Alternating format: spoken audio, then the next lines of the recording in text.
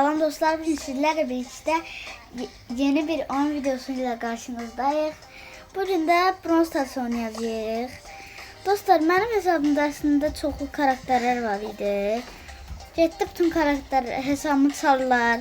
Getdi ne kadar karakter. Neyse, oyuna başlayalım.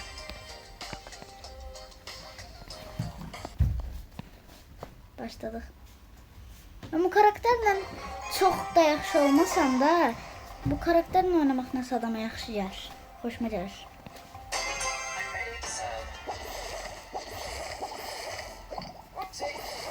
Gəlin biz başlayalım.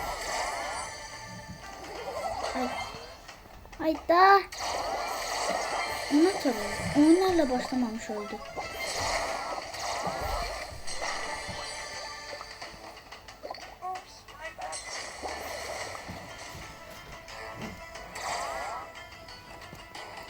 Buralarda olmuyor.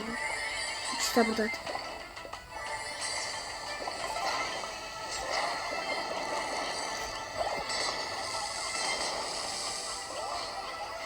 Öldü. Ölme.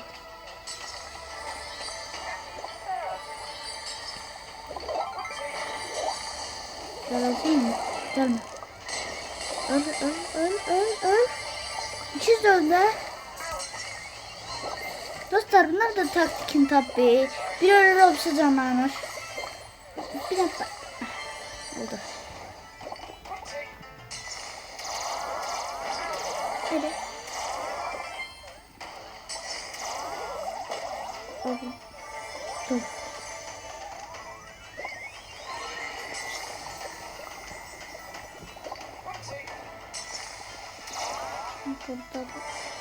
Başa düşmedim. Beni bunlar niye kaçır? İstersenler hadi öldürürler beni.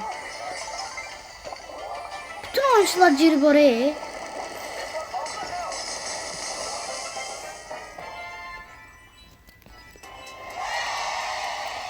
Ve ilk maçta birinci olduk.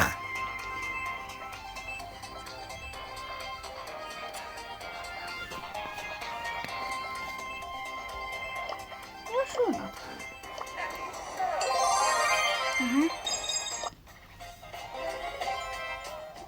Bence dostlar, baktığımıza ne getirecek? En yaxşı şey geldi. Bu ne değil?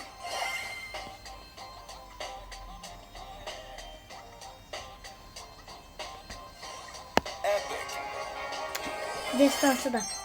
Pis değil.